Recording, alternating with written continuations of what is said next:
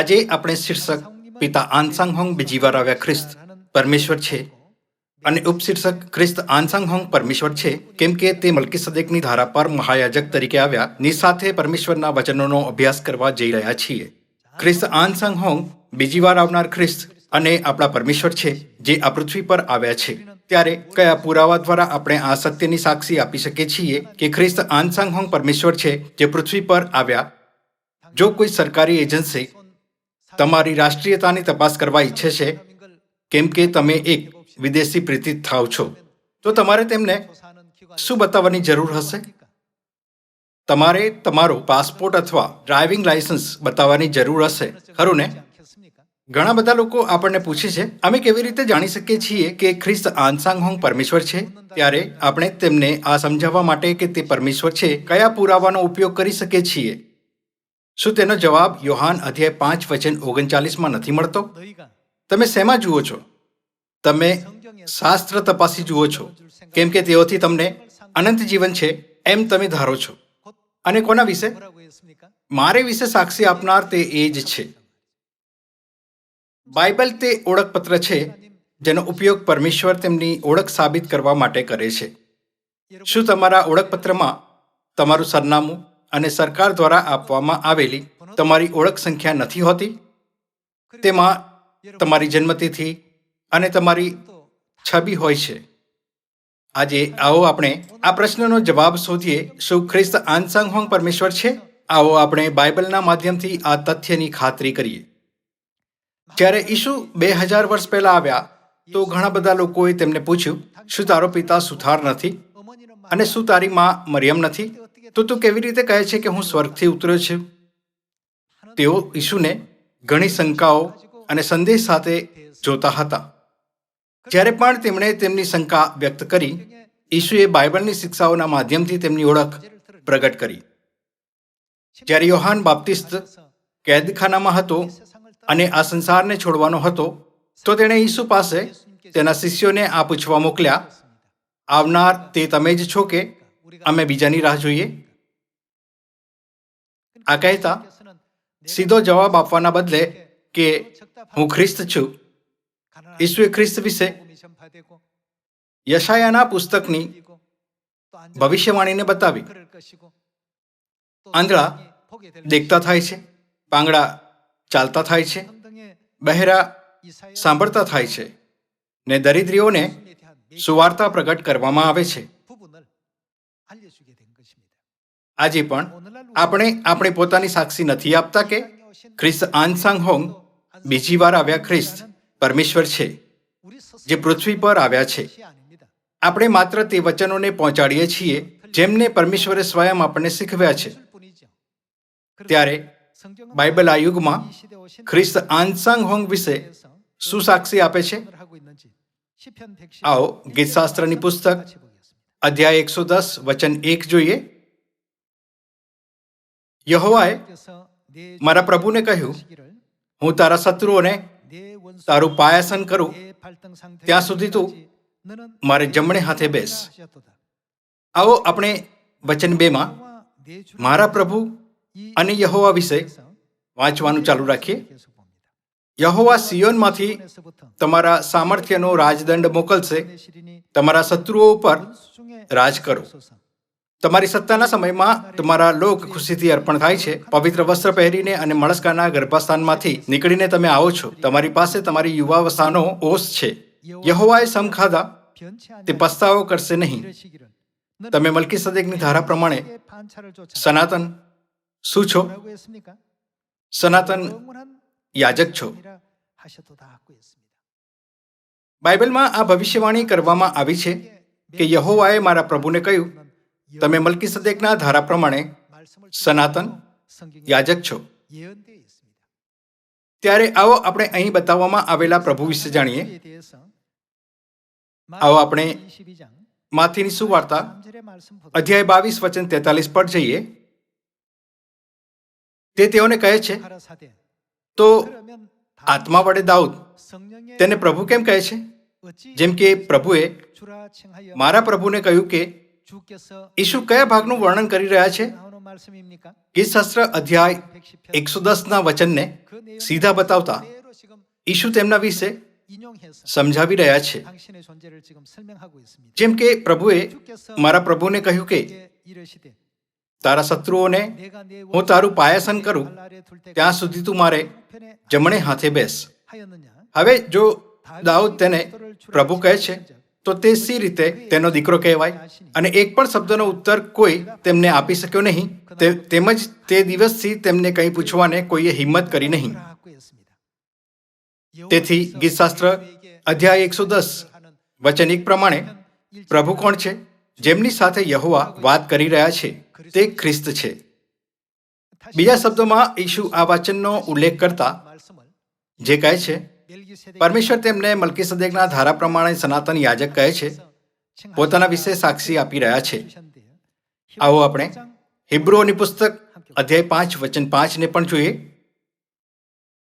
એ જ રીતે ખ્રિસ્તે પણ પ્રમુખ યાજક થવાનું માન પોતે લીધું નહીં, પણ જેમણે તેમને કહ્યું આ વચનમાં ખ્રિસ્ત શું ગીતશાસ્ત્ર અધ્યાય 110માં વર્ણિત પ્રભુ નથી?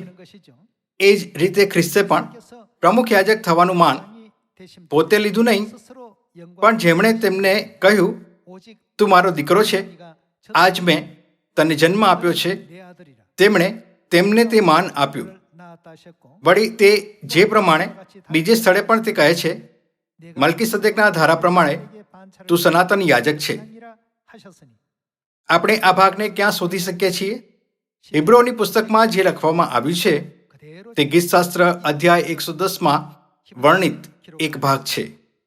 વળી તે જે પ્રમાણે બીજે સ્થળે પણ તે કહે છે મલ્કીસદેકના ધારા પ્રમાણે તું સનાતન યાજક છે. તેમના દેહધારીપણાના સમયમાં તેમને મરણથી છોડાવવાને જે શક્તિમાન હતા તેમની પાસે તેમણે મોટે અવાજે તથા આંસુ સહિત પ્રાર્થના તથા કાલાવાલા કર્યા અને તેમણે ઈશ્વરનો ડર રાખ્યો, માટે તેમની પ્રાર્થના સાંભળવામાં આવી. અને તે પુત્ર હતા, તે છતાં પણ પોતે જે સંકટો સહન કર્યા તેથી તે આજ્ઞાપાલન શીખ્યા અને પરિપૂર્ણ થઈને તે પોતાની આજ્ઞા પાળનારા સર્વને માટે અનંત તારણનું કારણ થયા. તેમને મલ્કીસદેકના ધારા પ્રમાણે ઈશ્વરે પ્રમુખ યાજકનું નામ આપ્યું. ત્યારે અહીં પુત્ર કોને સંકેત કરે છે? પુત્ર ઈશુને સંકેત કરે છે. ઈશુના આ પૃથ્વી પર આવવાના 1000 વર્ષ પહેલા ગીતશાસ્ત્ર અધ્યાય 110માં દાઉદના લેખન દ્વારા તેમના વિશે ભવિષ્યવાણી થઈ ચૂકી હતી. ઈશુએ ગીતશાસ્ત્ર અધ્યાય 110માં લિખિત ભાગનું વર્ણન કરતા સ્વયં વિશે સમજાવ્યું અને હિબ્રુઓ અધ્યાય 5માં પ્રેરિત પાઉલે પણ એવું જ કર્યું.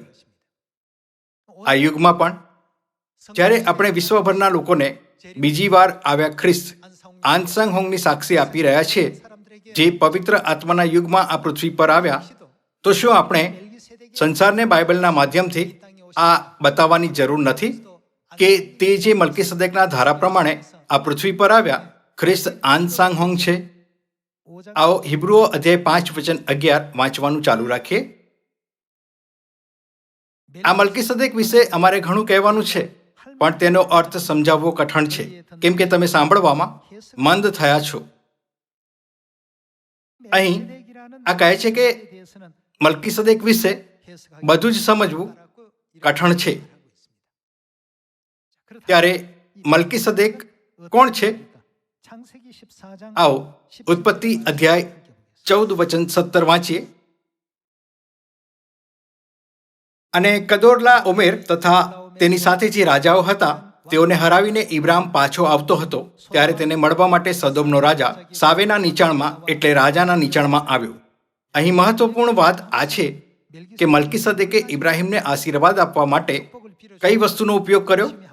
આપણે આ બાબત પર નજીકથી ધ્યાન આપવાની જરૂર છે. અને સાલેમનો રાજા મલ્કીસદેક રોટલી તથા દ્રાક્ષરસ લાવ્યો. અને તે કોણ હતો? તે પરાત્પર ઈશ્વરનો યાજક હતો. એક યાજકને કોઈ વ્યક્તિને આશીર્વાદ આપવા અથવા પાપની માફીની વિધિને પૂરી કરવા માટે બલિદાન ચડાવવાની જરૂર છે. જૂના કરારના સમયમાં સર્વ યાજકોએ પશુઓનું લોહી વહેવડાવીને આરાધના ચડાવી, પણ મલ્કીસદેક યાજકે રોટલી અને દ્રાક્ષરસથી ઇબ્રાહિમને આશીર્વાદ આપ્યો. આવો આપણે વચન 19 વાંચીએ. અને તેણે ઇબ્રાહિમને આશીર્વાદ આપીને કહ્યું, પરાત્પર ઈશ્વર, જે આકાશ તથા પૃથ્વીના ધણી, તેમનાથી ઇબ્રાહિમ આશીર્વાદિત થાવ. અને પરાત્પર ઈશ્વર, જેમણે તારા શત્રુઓને તારા હાથમાં સોંપ્યા છે, તેમને ધન્ય હો.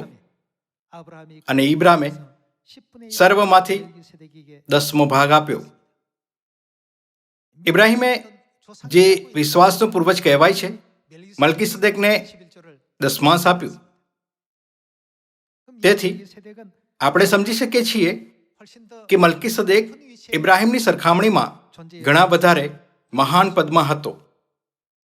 આ જ કારણ છે કે હિબ્રુઓના લેખકે મલ્કીસદેક વિશે વ્યાખ્યા કરતા લખ્યું કે મોટો નાનાને આશીર્વાદ આપે છે.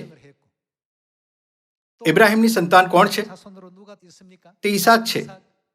અને ઈસાકની સંતાન કોણ છે? તે યાકૂબ છે.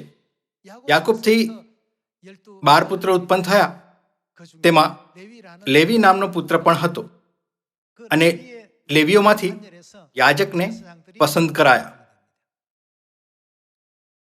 તેથી હિબ્રુઓની પુસ્તકમાં નોંધ કરવામાં આવ્યું વચન આ તથ્યની સાક્ષી આપે છે કે ઇબ્રાહિમે મલ્કીસદેકને દસમાંશ આપ્યું હોવાથી, તેથી તેનાથી આ સાબિત થાય છે કે મલ્કીસદેક ઇબ્રાહિમની સરખામણીમાં ઘણા વધારે ઊંચા અને મહાન પદમાં હતો. આજે જે વાત પર આપણે ધ્યાન આપવાની જરૂર છે તે આ છે કે મલ્કીસદેકે રોટલી અને દ્રાક્ષરસ દ્વારા બલિદાન ચઢાવ્યું, ન કે પશુના લોહીથી, જેનો ઉપયોગ તે સમયમાં બધા યાજક કરતા હતા.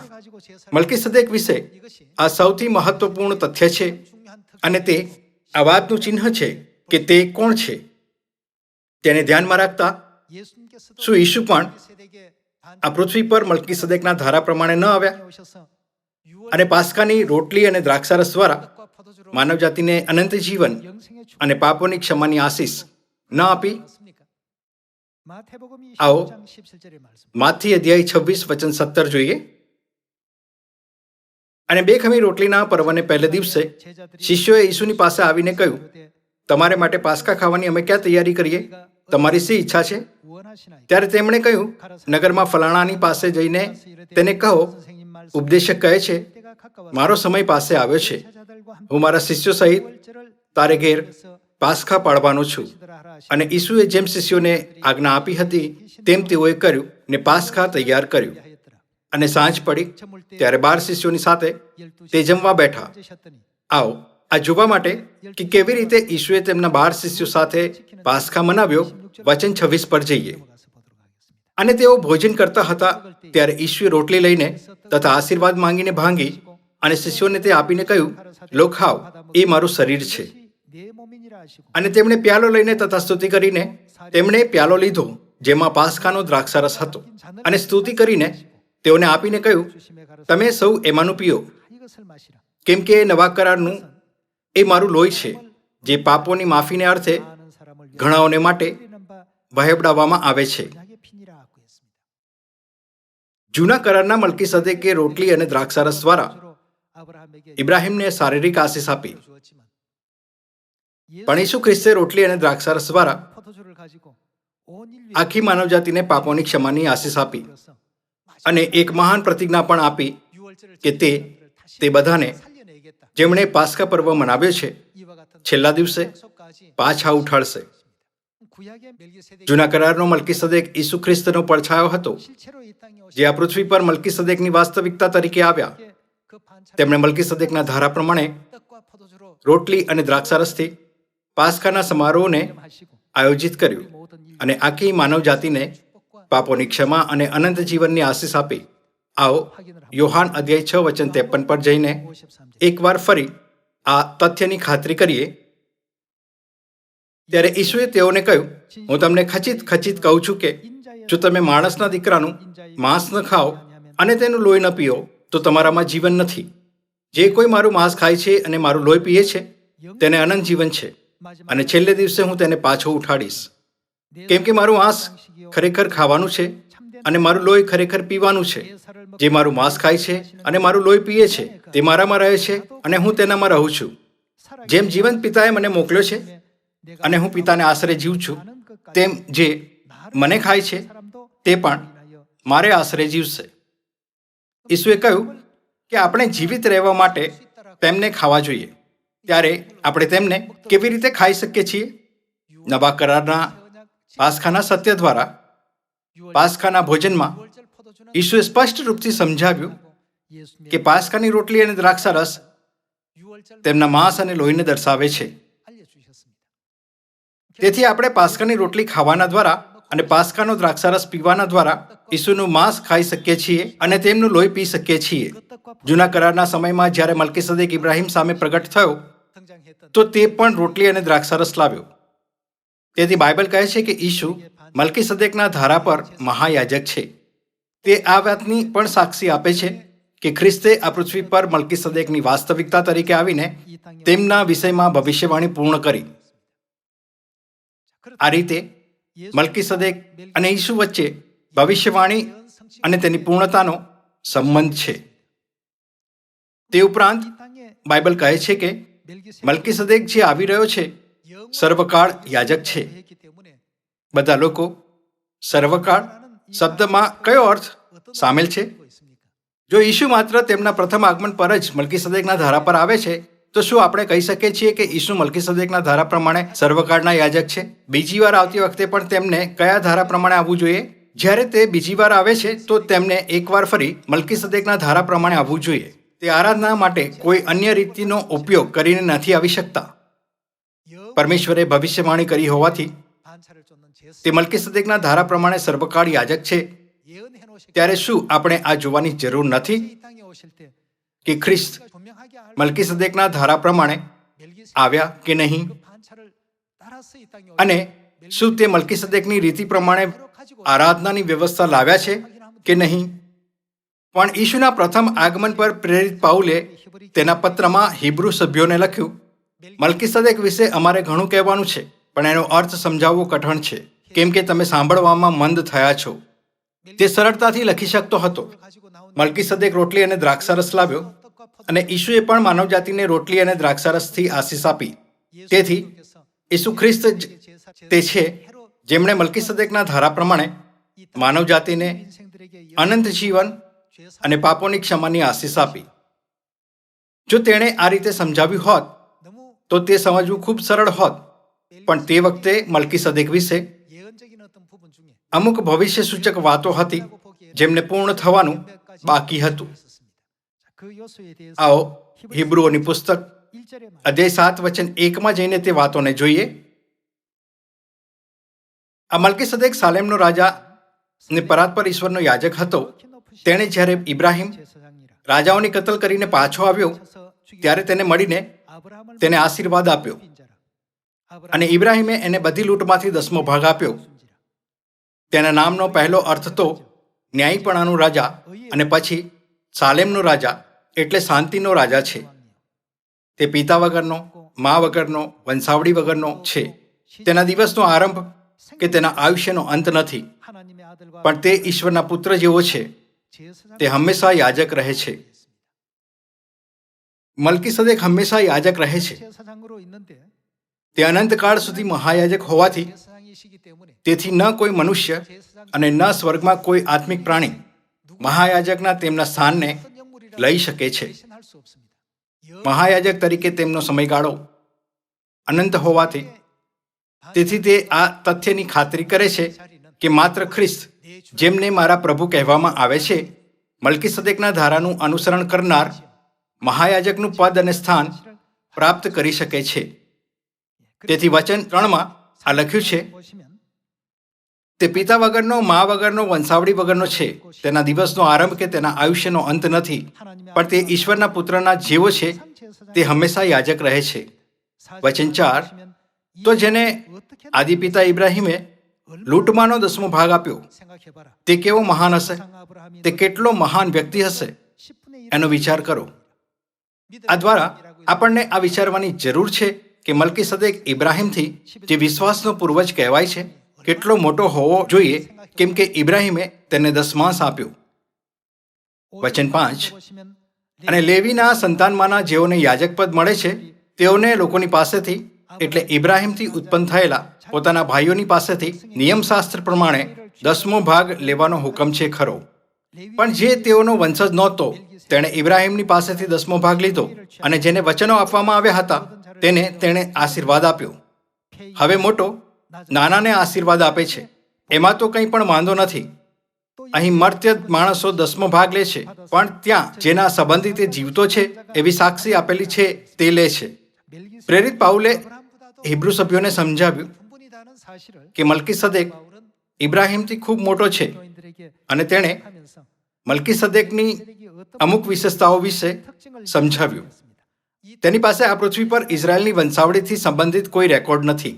આ સમજવું સરળ છે કે ઈસુ આત્મિક મલ્કીસદેક છે, જે મલ્કીસદેકના ધારા પ્રમાણે આવ્યા, કેમ કે તેમણે આ પૃથ્વી પર રોટલી અને દ્રાક્ષારસથી નવા કરારના સત્યને સ્થાપિત કર્યું. પણ આ તથ્ય કે મલ્કીસદેકની વંશાવળી નથી તે સમયના લોકો માટે સમજવું ખૂબ કઠણ હતું. એવું એટલે કેમ કે ઈસુનો જન્મ એવી વંશાવળીમાં થયો હતો જે પ્રત્યક્ષ રૂપથી ઇઝરાયલના લોકોથી જોડાયેલી હતી. આવો આપણે માથી અધ્યાય 1:1 પર જઈને તેની ખાતરી કરીએ. ઇબ્રાહિમના વંશજ દાઉદના વંશના ઈસુ ખ્રિસ્તની આ વંશાવળી, અહીં આપણે ઈસુ ખ્રિસ્તની વંશાવળીની નોંધ જોઈ શકીએ છીએ. ઇબ્રાહિમનો દીકરો ઈસાક, ઈસાકનો યાકૂબ, યાકૂબનો યહૂદા અને તેના ભાઈઓ. યહૂદાના તામારથી થયેલા દીકરા તે પેરેસ અને ઝેરા, પેરેસનો હેસ્રોન, હેસ્રોનનો આરામ. જો તમે માથી અધ્યાય 1ને વાંચવાનું ચાલુ રાખો તો તમે જોઈ શકો છો કે આ વંશાવળી અભિલેખ આપણને ઈસુ સુધી લઈ જાય છે. પણ હિબ્રુઓ અધ્યાય 7માં આ લખ્યું છે મલ્કીસદેકની વંશાવળી નથી. ભલે ઈસુએ રોટલી અને દ્રાક્ષારસ લાવવાની ભવિષ્યવાણીને પૂર્ણ કરી, પણ ભવિષ્યવાણીનો તે ભાગ જે બતાવે છે કે મલ્કીસદેકની વંશાવળી નથી, ઈસુના આવવાની રીતથી મેળ નથી થતું, કેમ કે તે ઇઝરાયેલીઓની વંશાવળીમાં આવ્યા હતા. આગળ આ તથ્ય કે તેમના પિતા અને માતા ન હોવા જોઈએ નો અર્થ છે કે ખ્રિસ્તે અવિશ્વાસી માતા પિતાથી જન્મ લેવો જોઈએ. કોઈ વ્યક્તિને પિતા અને માતા તરીકે માનવામાં આવવા માટે બાઇબલનું ધોરણ શું છે તેના માટે આવો આપણે માથી અધ્યાય 12:46 પરમેશ્વરના વચન પર જઈએ. લોકોને તે હજુ વાત સંભળાવતા હતા એટલામાં જુઓ, તેમની મા તથા તેમના ભાઈઓ આવીને બહાર ઊભા હતા ને તેમની સાથે વાત કરવા ઈચ્છતા હતા. ત્યારે કોઈએ તેમને કહ્યું, જુઓ, તમારા મા ને તમારા ભાઈઓ બહાર ઊભા છે ને તેઓ તમારી સાથે વાત કરવા માંગે છે. પણ પેલા કહેનારને તેમણે ઉત્તર આપ્યો, મારા મા કોણ છે અને મારા ભાઈઓ કોણ છે? અને તેમણે પોતાના શિષ્યોની તરફ પોતાનો હાથ લાંબો કરીને કહ્યું, જુઓ, મારા મા ને મારા ભાઈઓ. કેમ કે મારા આકાશમાંના પિતાની ઈચ્છા પ્રમાણે જે કોઈ કરે તે જ મારો ભાઈ તથા બહેન તથા મા છે. પરમેશ્વરની ઈચ્છા પર ચાલવાનું કારણ આ છે કે તેઓ પરમેશ્વર પર વિશ્વાસ કરે છે, ખરું ને? તેથી પરમેશ્વરે આપણને માથી અધ્યાય 12માં શીખવ્યું કે જે લોકો પરમેશ્વર પર વિશ્વાસ કરે છે તેમને માતા પિતા, ભાઈ અને બહેન તરીકે માનવામાં આવે છે. મલ્કીસદેકે એવા પરિવારમાં જન્મ લેવો જોઈએ જે પરમેશ્વર પર વિશ્વાસ નથી કરતું. પણ ઈસુના માતા પિતા મરિયમ અને યુસુફ બંને પરમેશ્વર પર વિશ્વાસ કરતા હતા. લુક અધ્યાય 1માં જ્યારે ગાબ્રિએલ સ્વર્ગદૂત મરિયમ સામે પ્રગટ થયો અને તેને પરમેશ્વરની ઈચ્છા બતાવી તો મરિયમે તેને સ્વીકાર કરી. આ રીતે આપણે સ્પષ્ટ રૂપથી જોઈ શકીએ છીએ કે મરિયમ અને યુસુફ બંને પરમેશ્વર પર વિશ્વાસ કરતા હતા. તેથી આ તથ્ય કે મલ્કીસદેકના પિતા અને માતા નથી ઈસુ પર લાગુ નહોતું થઈ શકતું હતું, અને ન તો આ તથ્ય કે મલ્કીસદેકની વંશાવળી નથી. ત્યારે આ ભવિષ્ય સૂચક વાતોને પૂર્ણ કરવા માટે ખ્રિસ્તને શું કરવાની જરૂર છે? આવો આપણે એક સાથે હિબ્રો અધ્યાય 9:27 પરમેશ્વરના વચનો જોઈએ. જેમ માણસોને એક જ વાર મરવાનું અને ત્યાર પછી તેમનો ન્યાય થાય એવું નિર્માણ થયેલું છે, તેમ ખ્રિસ્તે ઘણાઓના પાપ માથે લેવા માટે એક જ વાર બલિદાન આપ્યું, અને જેઓ તેમની રાહ જુએ છે તેઓના સંબંધમાં તારણને અર્થે તે શું કરશે? તે બીજી વાર પાપ વગર પ્રગટ થશે. આપણે બીજી વાર આવનાર ખ્રિસ્તને કેવી રીતે ઓળખી શકીએ છીએ? શું તમને નથી લાગતું કે આપણે આ તપાસ કરવી જોઈએ કે તે મલ્કીસદેકના ધારા પ્રમાણે મહાયાજક છે કે નહીં. તેનું કારણ આ છે કે પરમેશ્વરે પ્રતિજ્ઞા કરી કે પ્રભુ જે મલ્કીસદેકની રીતિનું અનુસરણ કરે છે તે સર્વકાળ યાજક છે. તેથી જેમ ખ્રિસ્ત 2000 વર્ષ પહેલા આ પૃથ્વી પર મલ્કીસદેકના ધારા પ્રમાણે આવ્યા, તેમજ જ્યારે તે બીજી વાર આ પૃથ્વી પર આવે છે તો તેમણે મલ્કીસદેકની ભવિષ્યવાણી પ્રમાણે બીજી વાર આ પૃથ્વી પર આવવું જોઈએ. આ રીતે તેમણે રોટલી અને દ્રાક્ષરસ લાવવું જોઈએ. તે ઉપરાંત શું મલ્કીસદેકને આ પૃથ્વી પર પિતા અને માતા અને વંશાવળી વગર નહીં આવવું જોઈએ? જેમ કે હિબ્રુઓ અધ્યાય 7 લખ્યું છે, તેમણે આ પૃથ્વી પર એવા શારીરિક પિતા અને શારીરિક માતા દ્વારા જન્મ લેવો જોઈએ જે પરમેશ્વર પર વિશ્વાસ નથી કરતા. પિતા ખ્રિસ્ત આંસાંગહોંગના શારીરિક માતા પિતા પરમેશ્વર પર વિશ્વાસ નહોતા કરતા. તે ઉપરાંત તેમને ઇઝરાયેલની વંશાવળીથી નહીં હોવું જોઈએ, કેમ કે મલ્કીસદેકની વંશાવળી ન હતી. આ પૃથ્વી પર ઈસુનો જન્મ દાઉદની વંશાવળીમાં થયો હતો, પણ આપણા સ્વર્ગીય પિતા કોરિયા ગણરાજ્ય નામના એક અન્ય જાતિ દેશથી આવ્યા હતા. તેથી તેમની પાસે ઇઝરાયેલના લોકોથી જોડાયેલો કોઈ વંશાવળી રેકોર્ડ ન હતો. બીજું, તેમણે પાસ્કાની રોટલી અને દ્રાક્ષરસ લાવવો જોઈએ, જે મલ્કીસદેકનું પ્રતિનિધિ ચિહ્ન છે. જેમ ખ્રિસ્તે તેમના પ્રથમ આગમન પર પાસ્કાની રોટલી અને દ્રાક્ષરસ દ્વારા માનવજાતિને પાપોની ક્ષમા અને અનંત જીવનની આશીષ આપી, તેમ તેમણે તેમના બીજા આગમન પર પણ નવા કરારના પાસ્કાના સત્યને પ્રગટ કરવું જોઈએ. શું તેમણે તેનો પ્રચાર ન કર્યો? અને શું તે નવા કરારના સર્વ સત્યના માધ્યમથી તેમની પ્રેમી સંતાનોને નથી બોલાવી રહ્યા? ત્યારે શું ખ્રિસ્ત આંસાંગહોંગ સાચે જ આપણા પરમેશ્વર નથી? ભલે આ બાઇબલમાં એટલું સ્પષ્ટ રૂપથી લખવામાં આવ્યું છે, તો પણ આખા વિશ્વમાં કોઈ પણ ચર્ચ પાસ્કાની રોટલી અને દ્રાક્ષરસનો સાચો અર્થ નથી જાણતું. એવું કેમ છે? આ કોનું કાર્ય છે? ખ્રિસ્ત સિવાય બીજું કોઈ નથી જે સર્વકાળ માટે યાજક હોઈ શકે છે. મહાયાજક તરીકે તેમનો સમયગાળો અનંત હોવાથી તેથી આપણે તરત મલ્કીસદેકના ધારા પ્રમાણે આવનારને આપણા પરમેશ્વર તરીકે ઓળખવામાં સક્ષમ હોવું જોઈએ. આવો તેના સંબંધમાં યશાયા અધ્યાય 25 વચન 6 પરમેશ્વરના વચન વાંચીએ. વળી સૈન્યોનો ઈશ્વર યહોવા સર્વ લોકોને આ પર્વત પર મિષ્ટાનની, જૂના દ્રાક્ષરસની, મેદથી ભરેલા મિષ્ટાનની અને નિતારેલા જૂના દ્રાક્ષરસની મિજબાની આપશે. અને જે ઘૂંઘટ સઘળી પ્રજાઓ પર ઓઢાડેલો છે તેના પૃષ્ઠનો તથા જે આચ્છાદન સર્વ પ્રજાઓ પર પસારેલું છે તેનો આ પર્વત પર તે નાશ કરશે. પ્રભુએ સદાને માટે મરણ રદ કર્યું છે. બાઇબલની 66 પુસ્તકોમાં એકમાત્ર સત્ય જે દ્રાક્ષારસથી મરણને સદા માટે રદ કરે છે તે પાસ્કાનું સત્ય છે. અહીં લખવામાં આવ્યું છે કે દ્રાક્ષારસથી સદાને માટે મરણ રદ કરશે. જેમ મલ્કીસદેક રોટલી અને દ્રાક્ષારસ લાવ્યો, તેમજ ઈસુ ખ્રિસ્ત આપણી માટે રોટલી અને દ્રાક્ષારસ લાવ્યા. ત્યારે શું આ ખૂબ જ સ્પષ્ટ નથી કે જ્યારે તે આ પૃથ્વી પર બીજી વાર આવશે તો રોટલી અને દ્રાક્ષારસ લાવશે? પ્રભુએ સદાને માટે મરણ રદ કર્યું છે અને પ્રભુ યહોવા સર્વના મુખ પરથી આંસુ લૂછી નાખશે અને આખી પૃથ્વી પરથી તે પોતાના લોકોનું મહેણું દૂર કરશે, કેમ કે યહોવાનું વચન એવું છે. તે દિવસે એવું કહેવામાં આવશે, જુઓ, આ આપણા ઈશ્વર છે, તે આપણા પરમેશ્વર છે. આપણે તેમની રાહ જોતા આવ્યા છીએ, તે આપણને તારશે. આ યહોવા છે, આપણે તેમની રાહ જોતા આવ્યા છીએ. તેમને કરેલા તારણથી આપણે હરખાઈને આનંદ ઉત્સવ કરીશું. આ લોકો તરત કેવી રીતે ઓળખી શક્યા કે તે આપણા ઈશ્વર છે? માત્ર ખ્રિસ્ત જ મલ્કીસદેકના ધારા પ્રમાણે મહાયાજકના પદને પ્રાપ્ત કરી શકે છે. કોણે આવીને પાસ્કાને પુનઃસ્થાપિત કર્યું, જેને 1600 વર્ષોથી નહોતો મનાવવામાં આવ્યો? આ બધું એટલે શક્ય થયું કેમ કે ખ્રિસ્ત આ પૃથ્વી પર ફરીથી આવ્યા. જ્યારે ઈસુ પહેલી વાર આવ્યા તો તે મલ્કીસદેકના રીતિ અનુસાર મહાયાજક તરીકે આવ્યા. તેમનું પદ ત્યારે પણ બન્યું રહે છે જ્યારે તે આ પૃથ્વી પર બીજી વાર આવે છે. તેનાથી શું આપણે પરમેશ્વરને તરત નથી ઓળખી શકતા? જો કોઈ તમને પૂછે છે તમે કેવી રીતે જાણો છો કે ખ્રિસ્ત આનસાંગ હોંગ પરમેશ્વર છે? ત્યારે તમે તેમને સરળતાથી જવાબ આપી શકો છો કે તે પરમેશ્વર છે, કેમ કે તે મહાયાજક છે જે મલ્કીસદેકની રીતિ અનુસાર આ પૃથ્વી પર આવ્યા. કોઈ પણ ચર્ચમાં કોઈ પાદરી કે સંત નથી જે આ યાજક પદને પૂર્ણ કરી શકે છે.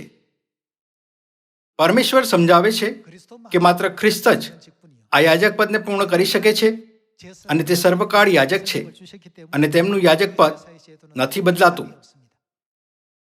કોણ આ પૃથ્વી પર નવા કરારના આ સત્ય સાથે આવ્યા અને માનવજાતિને ઉદ્ધારની ઘોષણા કરી? તે કોણ છે? તે ખ્રિસ્ત આનસાંગ હોંગ આપણા પરમેશ્વર છે. ત્રિએક પ્રમાણે પિતા પરમેશ્વર યહોવા, પુત્ર પરમેશ્વર ઈશુ અને પવિત્ર આત્મા પરમેશ્વર આનસાંગ હોંગ એક જ છે. તેઓ એક જ પરમેશ્વર છે.